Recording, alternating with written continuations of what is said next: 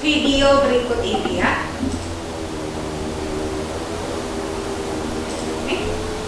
Ada seseorang yang sedang berlari gitu ya. Apa lagi yang bisa Ananda lihat dari video tadi?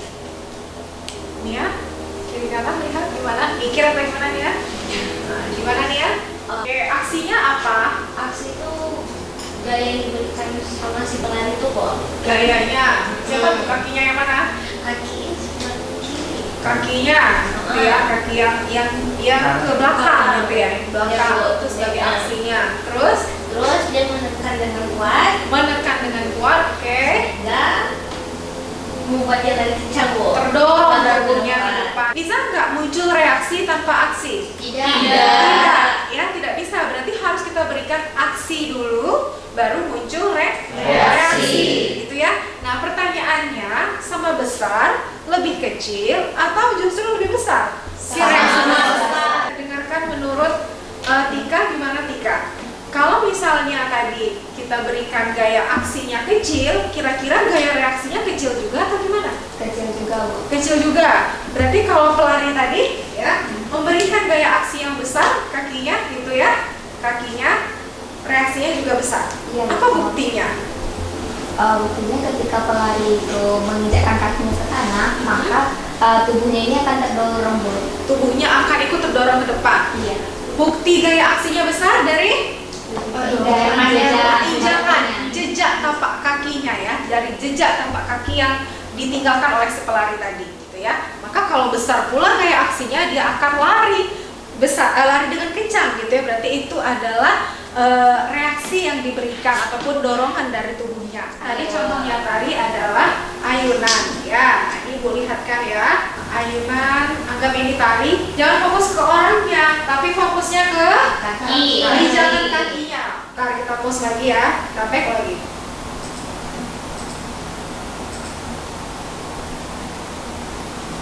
Kakinya ya, lihat ya. Nah, gerakan kaki saat menambah kecepatan. Berarti gimana caranya biar menambah kecepatan? Memanah, Bu. Memanah, Dandi. Pernah memanah, Dandi? Pernah, Bu. Nah, coba simulasikan dulu gimana memanah. Berdiri dong, berdiri. Anggap ada busurnya. Nah, ini misalnya anak panahnya kan, Bu. Kecil ya. Ada yang besar, Bu. Kan misalnya kita memegang panahannya, terus kita menarik anak panahnya kan, Bu. Tarik ya. Nah, itu adalah aksi kita sebagai yang kita lakukan pada anak panahnya.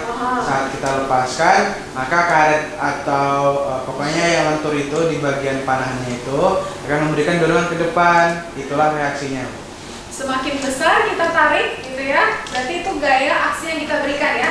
Maka akan semakin kencang juga anak panahnya menumbuk ke sasaran. Yang pertama bisa diamati gitu ya, yang mudah saja. Ini duduk di sini, ya kan? Nah, sekarang Dininya menarik meja. Ya, coba lihat. Bagaimana sih kursinya? Ya, oke, ayo Din.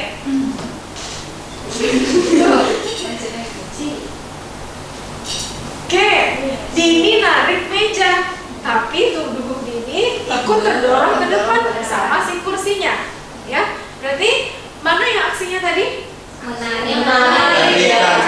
Rupanya reaksinya adalah Terdorong ke depan sama dengan si kursinya, ya. Ada lagi nih contoh yang lain mungkin? Tadi kan ke depan, Bu. Ya. Nah, ternyata pas Dini coba ke posisi awal, kan Dini mendorong meja. Ternyata kursinya juga ikut ke belakang. Gitu. Oke, ya bagus ya Mendorong ke contohnya depan. ini. Tadi ada yang mau menambahkan juga, Din? Nah, boleh.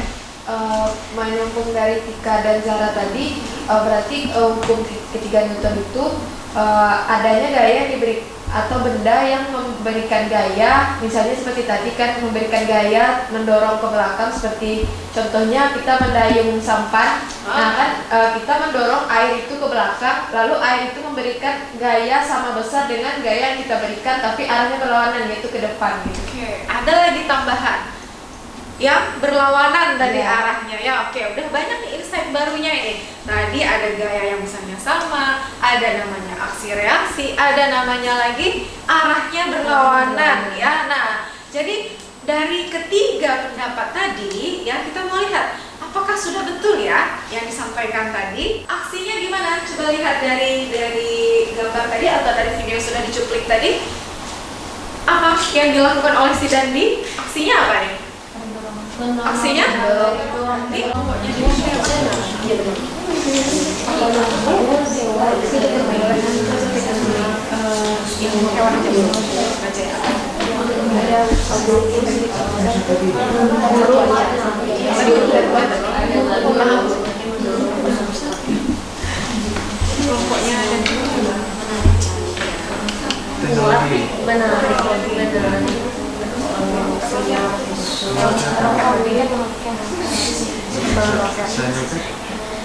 Itu pendorong pada pesawat jet.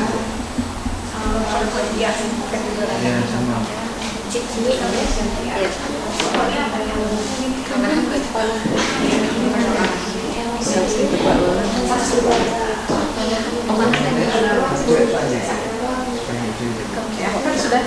Berarti sudah beda tadi ya.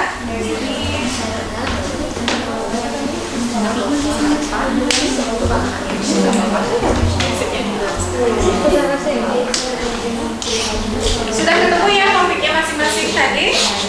Masing-masing kelompok sudah beda ya? Ada kendala kira-kira? Aman? Kelompok ini aman? Aman Bu. Aman? Oke.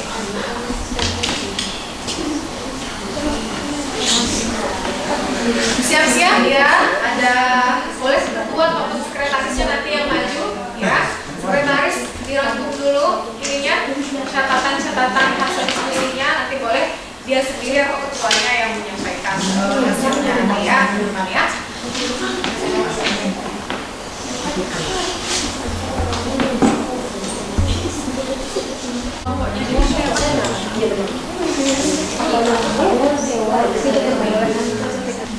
Kelompoknya ada Ya, sama.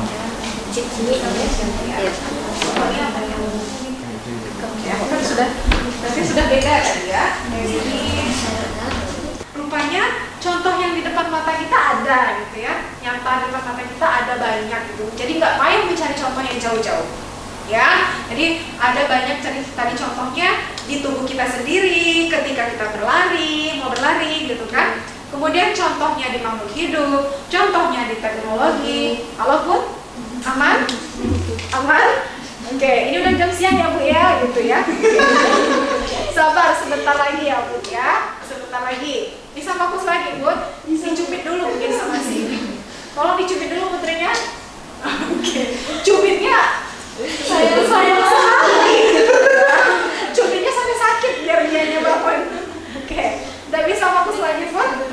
Oke, jadi tadi balik lagi kita fokus lagi ke yang kita diskusikan tadi. Aplikasinya pada makhluk hidup juga ada, kemudian pada teknologi ada, di permainan ada, olahraga juga ada. Tapi bukan melihat aplikasi saja. Gunanya untuk apa? Kalau misalnya kita mau berlari tadi, supaya apa? Kita berikan Supaya lebih kencang. supaya kencang, berarti mempermudah kita kan? Ya. Mempermudah aktivitas kita kan? Ya. Apakah kita saja yang mempermudah gerak kita? Kalau makhluk hidup lain gimana? Mempermudah geraknya juga kan? Seperti ikan dan ubur-ubur tadi. Kalau orang bermain olahraga golf tadi, apakah mempermudah dia juga?